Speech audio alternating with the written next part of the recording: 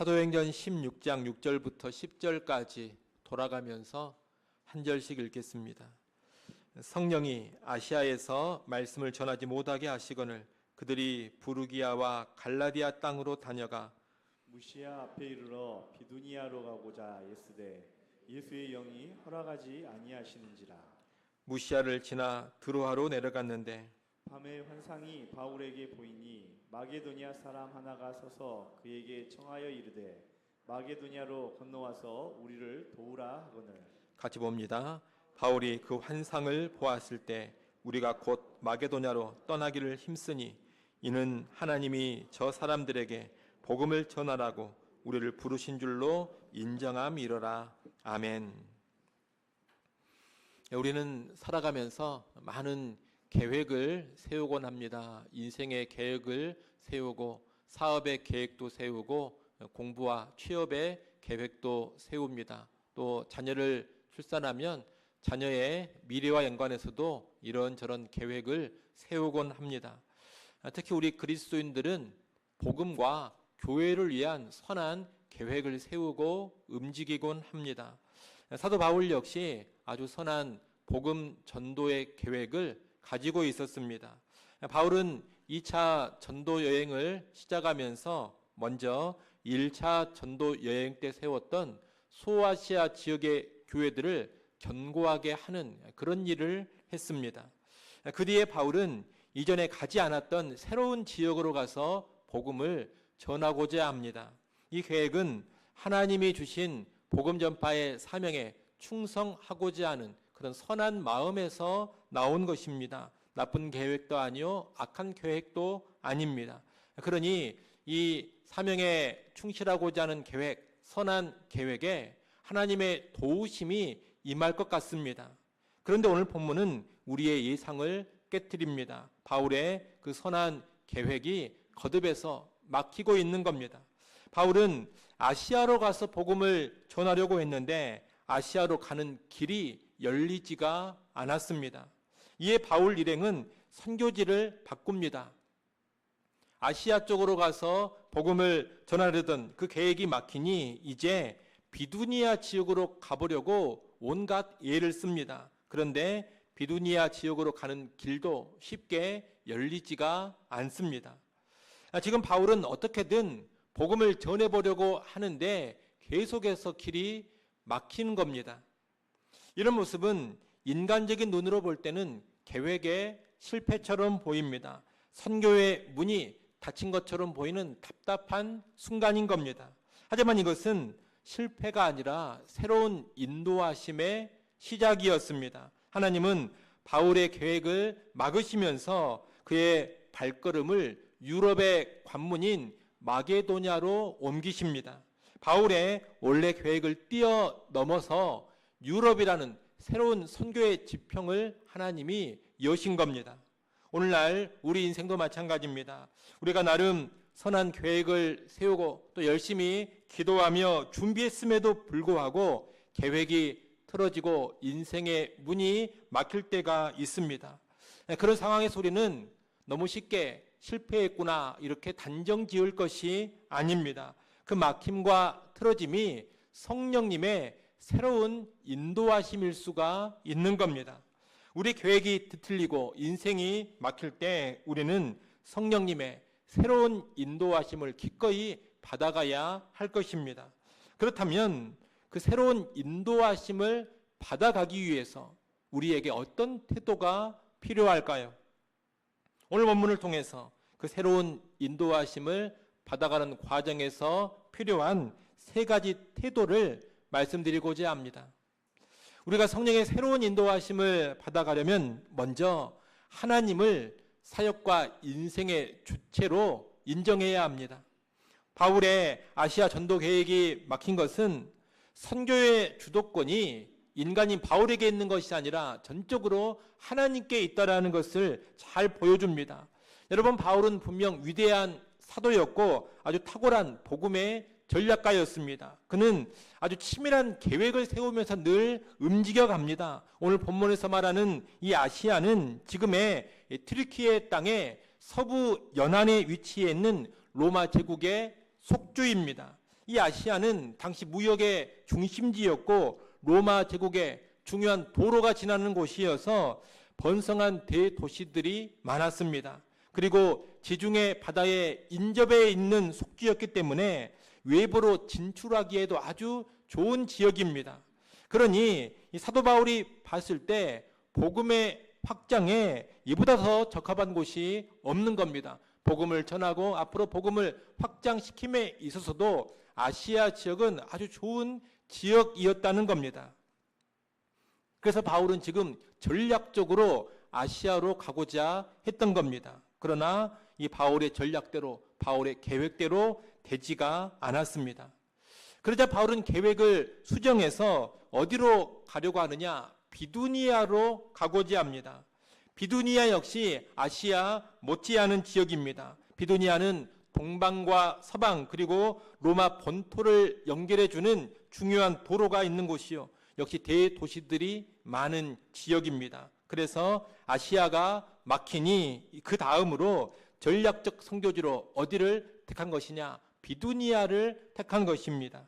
바울 입장에서는 이 아시아라는 플랜 A가 막히니 비두니아라는 플랜 B를 가동시켰다 이렇게 볼 수도 있겠습니다. 그런데 이 플랜 B, 비두니아로 가려는 계획 역시 막혀버리고 맙니다. 그런데 오늘 본문은 바울의 계획대로 안 되니 모든 것이 다 성령에 의한 것이다 라고 분명히 밝혀주고 있습니다. 6절에 보면 성령이 아시아에서 말씀을 전하지 못하게 하셨다 그럽니다. 또 7절에서는 비두니아로 가고자 예스되 예수의 영이 허락하지 않으셨다고 합니다.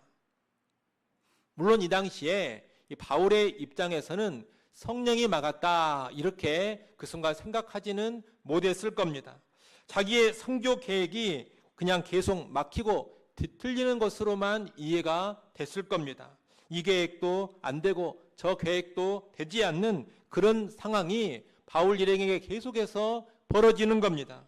바울이 기도도 안 하고 이런 계획을 진행했다고는 생각하지 마십시오. 바울이 그런 사람은 아닙니다. 당연히 기도하면서 하나님께 구하면서 계획을 세우고 시도를 했을 겁니다. 그런데 안 된 겁니다. 바울은 대체 왜 이렇게 문이 막히는가? 왜 이렇게 전도의 길이 열리지 않는가? 왜 이렇게 사역이 계속 꼬이기만 하는가? 그런 생각을 계속 했을 겁니다. 그런데 성경은 그 막힘이 바로 성령께서 하신 일이라고 우리에게 분명히 알려주고 있는 겁니다. 우리는 여기서 중요한 영적 원리를 발견합니다. 하나님의 사역은 그리고 우리의 인생은 하나님이 주체가 되신다는 겁니다. 우리가 선한 마음으로 주님의 일을 하고자 하고 나름 기도하면서 치밀한 인생의 계획을 세운다 하더라도 결국 우리 사역의 주체, 우리 인생의 주체는 누구시냐? 여호와 하나님이십니다. 이것은 선한 일이고 하나님 앞에서도 좋은 계획이니까 당연히 잘 되겠지. 하나님을 위해 세운 계획이니 당연히 하나님이 도와주셔서 성공하겠지. 여러분 그렇게 생각하시면 안 됩니다. 아무리 선하고 좋은 계획이라 하더라도 때와 기한과 방향을 결정하시는 분은 내가 아닙니다. 바로 하나님이십니다. 사람이 마음으로 자기의 길을 계획한다 하더라도 그 걸음을 인도하시는 분은 여호와 하나님이시라는 겁니다. 우리는 가장 먼저 이 사실을 인정해야 합니다. 여러분 최근에 열심히 기도하고 준비했는데 막혀버린 그런 일들이 있으십니까? 나쁜 의도가 있는 것도 아니고 정말 좋은 의도로 계획하고 추진했는데 풀리지 않는 그런 일들이 있으십니까? 무슨 죄를 지은 것도 아니고 내 욕망으로 계획을 세운 것도 아니었는데 재정의 문이 막혀버리고 자녀의 길이 막혀버리고 사업이나 건강에 문제가 생겨서 답답해하고 계시지는 않습니까? 또 주를 위한 사역을 계획 세워서 진행을 하고 있는데 잘 풀리지 않아서 힘들어하고 있지는 않습니까? 그때 가장 먼저 우리가 인정해야 할 것은 무엇이냐? 사역과 인생의 주체는 바로 하나님이시다라는 사실입니다. 그런 막힘을 통해서 하나님은 우리에게 네가 주인이 아니다. 바로 내가 주인이다. 이 사실을 가르쳐주고 계시는 겁니다. 우리는 언제나 하나님의 종일 뿐입니다. 종은 주인의 움직임에 시선을 고정해야 합니다. 종된 우리는 주인 되신 하나님께서 열어주시면 가는 것이고 닫으시면 멈춰 서는 겁니다. 가기 싫어도 주인 되신 하나님께서 가라 하시면 가는 것이고 계속 더 가고 싶어도 주인 되신 하나님께서 멈춰라 하시면 멈춰 서는 겁니다. 그것이 바로 종의 태도입니다. 그러나 여러분, 내 뜻대로 일이 풀리지 않을 때 그저 낙심하고 있을 것이 아닙니다. 계획이 뒤틀려져서 인생의 문이 막혀버릴 때 원망할 것도 아닙니다. 그럴 때 우리는 내가 내 인생의 주인이 아니라는 것을 깊이 인정하고 진정한 주인이 되시는 하나님 앞에 겸손히 엎드려야 하는 겁니다. 내 계획보다 크신 하나님의 주권을 철저히 인정하는 그런 마음으로 하나님의 인도하심을 바라봐야 한다는 겁니다. 하나님, 저는 제 인생의 주인이 아닙니다. 내 뜻과 내 계획대로 펼쳐지는 그런 인생, 그런 사역이 아니라는 것도 제가 인정하겠습니다. 저는 하나님의 종일 뿐입니다. 막으신 분도 하나님이시니 이제 하나님께서 이끄시는 곳으로 나를 이끌어가 주옵소서. 그렇게 겸손하게 엎드리며 겸손하게 하나님 앞에 무릎을 꿇어야 한다는 겁니다. 그럴 때 성령의 새로운 인도하심을 받아갈 여지가 열리는 겁니다. 이를 아시고 막힘과 틀어짐 앞에서 낙심하거나 원망하지 마시고 더욱 겸손하게 주인 되신 하나님을 바라보는 우리 모두가 될 수 있기를 원합니다. 둘째로, 성령의 새로운 인도하심을 받아가려면 길이 막혀도 계속해서 사명에 힘써야 합니다.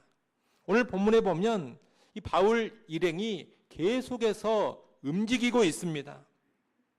앞서 말씀드린 것처럼 바울 일행은 처음에 아시아 지역으로 가서 복음을 전하려 했습니다. 그런데 그 길이 열리지 않았습니다. 그러지 어떻게 합니까? 길이 막히니 바울 일행이 그냥 가만히 막힌 문 앞에 서 있습니까? 그러지 않습니다. 아시아 지역이 막히자 어디로 가고자 합니까? 이제 비두니아로 가고자 애를 씁니다. 그런데 그 길도 열리지가 않습니다. 그래서 이제 또 어디로 가느냐? 8절에 보면 드로아로 내려갔다 그럽니다. 이 드로아는 무시아라는 지역의 서쪽 끝에 있는 항구 도시입니다. 지금 이쪽 저쪽 길이 다 막히니 항구 도시 드로아로 가서 새로운 계획을 세워보려 한 것으로 보입니다. 자, 이러한 모습을 보면 우리가 무엇을 하나 알 수 있느냐? 바울 일행이 복음을 전하기 위해서 계속해서 움직이고 있다는 것을 알 수가 있습니다. 복음 전파는 예수님이 주신 지상 사명 아닙니까? 그 사명을 감당함에 있어서 지금 계획이 틀어지고 또 하려던 일이 막히고 그럽니다. 일이 잘 안 풀리고 있습니다. 그럼에도 이 바울의 팀은 복음 전파의 사명 자체는 절대로 포기하고 있지 않다는 겁니다. 사명을 감당하려고 계속해서 일이 움직여보고 철이 움직여보고 그럽니다. 이 길이 막히면 저 길로 가고 저 길이 막히면 또 다른 길로 가고자 합니다. 이쪽이 막히면 저쪽을 두드려보고 저쪽도 열리지 않으면 또 다른 곳으로 가서 무언가 해보려고 합니다. 여러분, 바울 일행은 길이 막혔다고 해서 손을 놓고 주저앉아 있지 않습니다.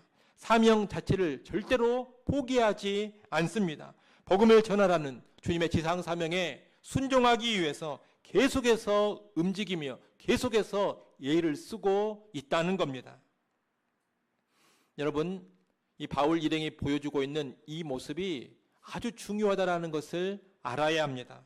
어떻게든 주신 명령, 주신 사명에 충성하는 그 열심 가운데 성령님이 바울의 팀을 새로운 선교지로 인도하셨기 때문입니다. 우리가 하나님의 인도하심을 오해하면 안 됩니다. 아무것도 안 하고 가만히 있으면서 인도를 받는 게 아닙니다.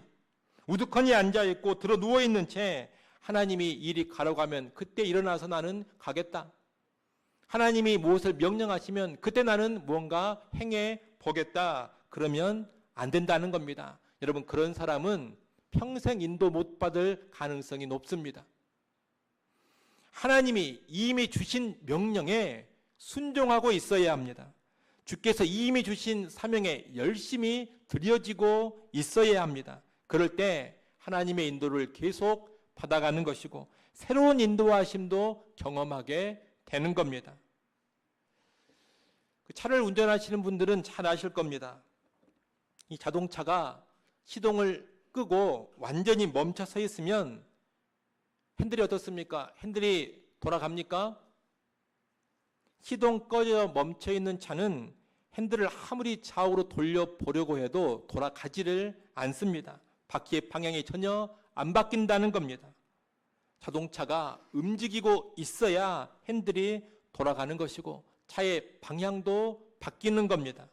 우리 인생도 마찬가지입니다. 하나님의 인도는 아무것도 안 하고 가만히 있는 사람이 받아가는 것이 아닙니다.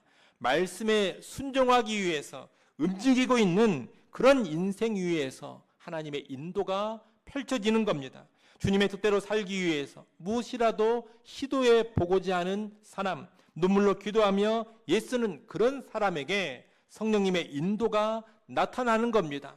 주를 위해 애쓰는 사람에게 새로운 사역의 길이 열리는 것이고 새로운 꿈과 새로운 비전도 주어지는 겁니다. 그래서 제일 답답한 신자가 어떤 사람이냐? 하나님의 뜻을 모르겠다 그러면서 아무것도 안 하고 축 처져 있는 사람입니다. 그런 사람을 만나보면 이런 소리를 합니다. 하나님의 뜻을 모르니 뭘 할지를 모르겠습니다.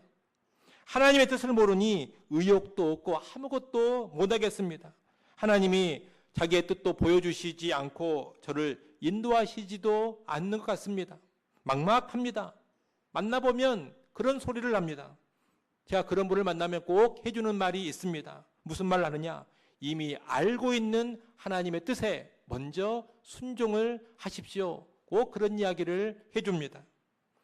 여러분, 앞으로의 나를 향한 하나님의 뜻은 무엇인지 몰라도 그래도 이미 알고 있는 하나님의 뜻은 있지 않습니까? 참된 예배자가 되라는 하나님의 뜻이 있고 범사에 감사하라는 하나님의 뜻이 있고 말씀을 묵상하고 늘 기도하라는 하나님의 뜻이 있고 사랑하고 섬기라는 하나님의 뜻이 있고 복음을 전하라는 하나님의 뜻이 있고 무슨 일을 하든지 마음을 다하여 주께 하듯 하라는 하나님의 뜻이 있습니다. 주의 교양과 훈계로 자녀를 양육하라는 하나님의 뜻이 있고 남편은 아내를 사랑하고 아내는 남편을 존경하고 순종하라는 하나님의 뜻이 있습니다.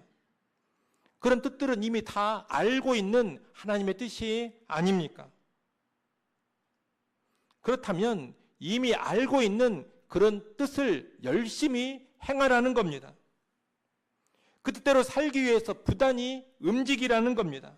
내가 세운 계획이 틀어지고 일이 막힌다 하더라도 이미 알고 있는 그 하나님의 뜻에 순종하기 위해서 예를 써 나갈 때 하나님이 새로운 길을 열어주시는 것이고 새로운 인도하심을 보여주시는 겁니다.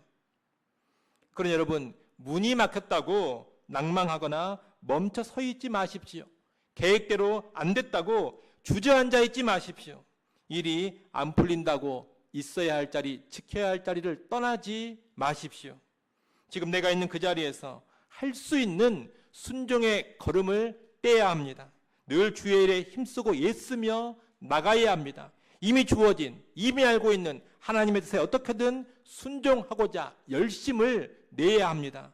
그럴 때 성령님께서 우리 인생의 핸들을 트시면서 새로운 길로 인도해 주시는 겁니다. 이를 꼭 기억하시고 인생의 길이 막히고 계획이 틀어졌을 때 이미 알고 있는 하나님의 뜻, 이미 주신 사명에 어떻게든 충성하고자 하는 그런 태도를 소유하시기를 바랍니다. 마지막 세 번째로 성령의 새로운 인도하심을 받으려면 와서 우리를 도우라는 세상의 호소를 보고 들어야 합니다. 계속 길이 막히는 가운데 바울 일행이 마침내 항구 도시 드로아에 이르렀습니다. 이때 하나님은 밤에 바울에게 환상을 하나 보여주십니다. 9절에 그 환상이 나옵니다. 여러분 9절 말씀을 여러분이 한번 읽어보십시오. 9절 말씀 읽습니다. 밤에 환상이 바울에게 보이니 마게도냐 사람 하나가 서서 그에게 청하여 이르되 마게도냐로 건너와서 우리를 도우라 하거늘. 아멘. 바울이 지금 소아시아 지역에 있습니다. 그런데 이 마게도냐는 이 소아시아 지역에서 바다 건너에 있는 유럽 땅입니다. 그런데 마게도냐 사람이 바울에게 마게도냐로 건너와서 우리를 도우라 이렇게 요청을 하는 겁니다. 바울이 지금 항구 도시 드로아에 있지 않습니까? 이 드로아 바로 건너편에 보이는 땅이 마게도냐 땅입니다. 배만 타면 바로 건너갈 수 있는 그 땅입니다. 바울은 이 환상을 보고서 이것이 마게도냐로 가서 복음을 전하라는 하나님의 뜻인 줄로 확신하고 즉시 떠나기를 힘씁니다. 그런데 여기서 우리가 하나 생각해 볼 점이 있습니다. 그건 뭐냐? 하나님이 직접 영광 중에 나타나셔서 강력한 말씀으로 바울아 배를 타고 바다 건너 마게도냐 땅으로 가서 복음을 전하거나 이렇게 명령을 하실 수도 있지 않습니까? 그러나 하나님은 직접 나타나서 명령을 내리는 대신에 한 사람의 모습을 보여주셨습니다. 환상 중에 나타나는 사람은 어떤 대단한 신적 존재, 영광스러운 그런 존재가 아니었습니다. 아주 평범한 마게도냐 사람이었습니다. 그리고 그 사람은 마게도냐로 건너와서 우리를 도우라고 간절하게 호소하고 있었습니다. 여러분, 하나님은 왜 직접 명령하시지 않고 굳이 안타까운 영혼의 모습을 보게 하시고 간절한 호소를 듣게 하셨을까요? 아마 하나님께서 말씀으로만 가라 이렇게 하셨다면 바울은 그것을 하나님의 명령으로만 받아들였을 겁니다. 하나님의 명령이니 바울이 물론 무겁게 받아서 충성스럽게 반응을 했겠지만 마게도냐 영혼에 대한 안타까움과 뜨거움은 덜 생겼을 겁니다. 그러나 하나님은 호소하는 마게도냐 사람을 직접 보여주면서 유럽 영혼들의 영적인 필요와 갈급한 심령을 바울이 생생하게 목도하게 하신 겁니다. 그 애절한 눈빛과 간절한 호소를 직접 보고 직접 듣게 하심으로써 바울의 마음속에 그 영혼들을 향한 긍휼과 사랑이 더 뜨겁게 불타오르게 하신 겁니다. 여러분, 하나님은 이렇게 안타까운 세상의 호소를 보고 듣게 하심으로써 바울을 새로운 길로 인도해 가셨습니다. 오늘날 우리도 그렇습니다. 성령의 새로운 인도를 받아갈 때 와서 우리를 도우라는 세상의 호소에 민감하게 반응할 줄 알아야 합니다. 그리고 긍휼과 사랑으로 대처해야 합니다. 거기에서 새로운 하나님의 뜻이 드러나는 겁니다. 하나님이 우리의 익숙한 길을 막으실 때는 우리가 미처 보지 못한 세상의 호소와 필요를 보게 하시기 위함일 때가 많습니다. 바울은 건너와서 우리를 도우라는 이 환상을 본 순간 그동안 왜 내 길이 그렇게 막혔는가 그것을 비로소 이해하기 시작했습니다. 하나님께서 이 유럽 영혼들의 필요를 채우라고 나를 이곳까지 끌고 오셨구나 하면서 그간의 모든 퍼즐이 맞춰진 겁니다. 10절 말씀을 한번 보십시오. 10절 하반절 말씀에 보면 이는 하나님이 저 사람들에게 복음을 전하라고 우리를 부르신 줄로 인정함이로라 이렇게 되어 있습니다. 여기서 인정함이로라라는 단어에 우리가 주목할 필요가 좀 있습니다. 이 인정함이로라라는 단어는 퍼즐을 맞추듯이 여러 단서들을 종합해서 결론을 내린다 이런 뜻입니다. 여러분, 바울이 그냥 환상 하나만 보고서 성급하게 결단하고 바로 움직인 게 아닙니다. 지금까지 길이 계속 막혔던 일들, 마게도냐를 건너편에 둔 항구도시 드로아까지 오게 된 과정들, 그리고 마게도냐 사람의 환상까지 함께 다 연결해 보면서 하나님께서 우리를 마게도냐로 부르신다 이렇게 분별하여 결론을 내린 겁니다. 그러니 우리도 어떤 특별한 환상 하나만 봤다, 어떤 특별한 체험 하나 했다 그래가지고 무슨 일을 성급하게 결정하면 안 됩니다. 바울도 그렇게 하지 않았기 때문입니다. 다시 말씀드립니다. 인정함이로라 이 단어는 여러 가지 단서들을 다 종합해가지고 판단을 내린다라는 뜻입니다.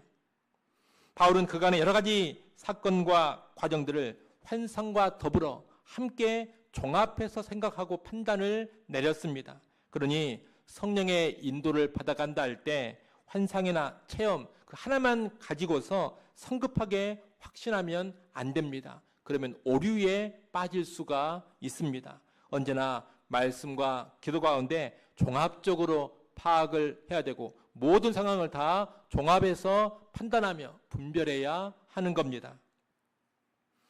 그러나 여하튼 건너와서 우리를 도우라는 이 환상은 바울 일행이 유럽으로 가게 된 결정적인 계기가 됐습니다. 간절한 도움의 호소에 반응하는 가운데 성령의 인도하심을 받아간 겁니다. 오늘날 우리도 그렇습니다. 하나님이 보여주시는 세상의 필요와 영혼들의 호소에 반응할 때 새로운 인도를 받아가게 됩니다. 나를 좀 살려달라, 나를 좀 도와달라는 사람들의 호소에 반응할 때 새로운 인도하심이 열리는 겁니다. 여러분, 오늘날 세상은 그 어느 때보다도 화려해 보입니다. 다들 SNS를 보면 그 SNS 속에서 멋진 곳을 여행하고 맛있는 것을 먹으며 부족함 없이 잘 사는 것처럼 보입니다.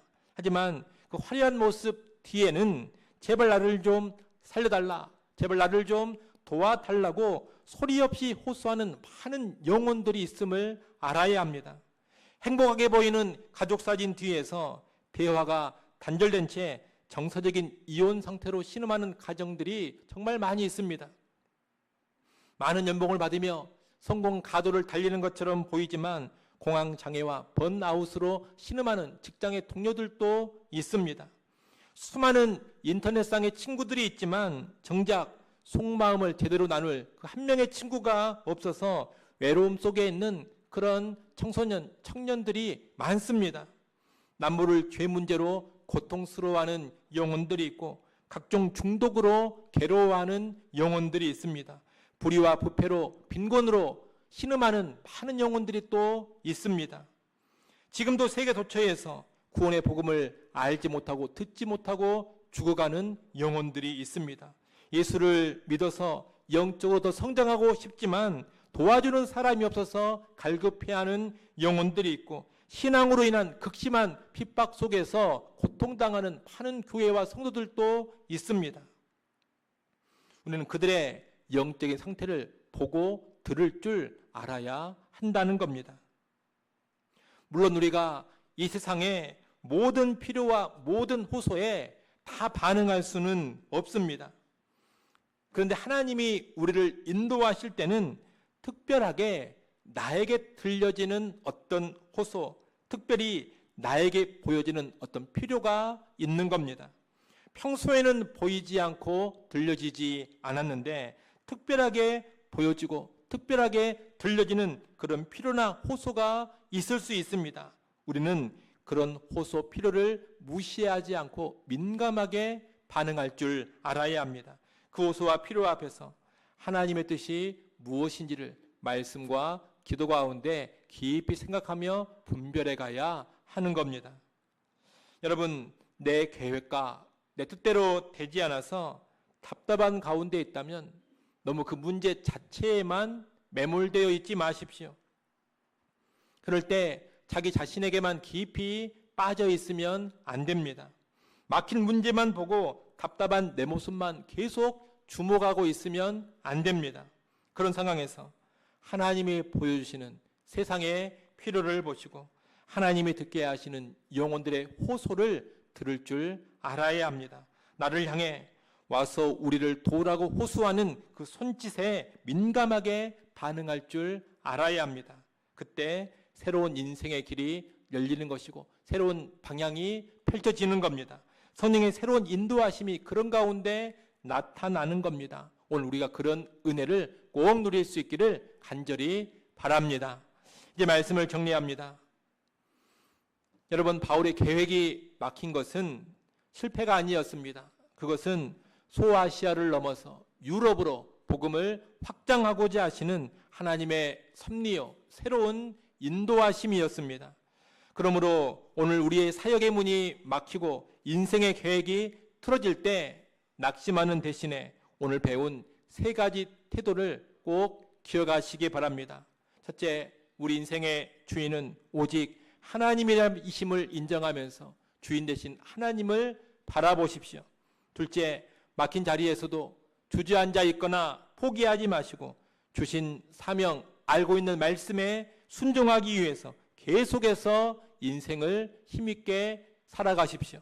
셋째, 내 문제에만 갇혀있지 마시고 와서 도우라는 세상의 호소, 사람들의 필요에 민감하게 반응하고자 하십시오. 그럴 때 성령님의 새로운 인도하심을 구체적으로 경험하게 될 겁니다. 그리고 새로운 길로 나아가는 우리의 걸음을 통해서 하나님의 귀한 역사가 펼쳐지게 될 겁니다. 그런 복된 삶이 우리 모두에게 있기를 주의 이름으로 간절히 축원합니다. 기도합니다. 우리 인생의 주권자가 되시는 하나님 아버지, 모든 것이 주님의 주권과 섭리 안에 있음을 믿고 감사를 드립니다. 우리의 계획이 막히고 뜻대로 되지 않았을 때 낙심하거나 원망하지 않게 하시고 우리 인생과 사역의 주인이 하나님이심을 믿음으로 인정하게 하여 주옵소서. 길이 막혀도 주저앉아 있지 않게 하시고 이미 주신 말씀과 이미 주신 사명에 순종하면서 끝까지 충성하기를 원합니다. 또한 와서 우리를 도우라고 호소하는 영혼들의 부르짖음에 민감하게 반응하는 사랑의 마음, 긍휼의 마음을 우리에게 허락하여 주옵소서. 성령께서 우리의 걸음을 인도하셔서 하나님의 선한 뜻 가운데 행하게 하시고 새로운 인도의 은혜를 경험해가는 우리 모두가 되게 하여 주옵소서. 예수님의 이름으로 기도드리옵나이다. 아멘.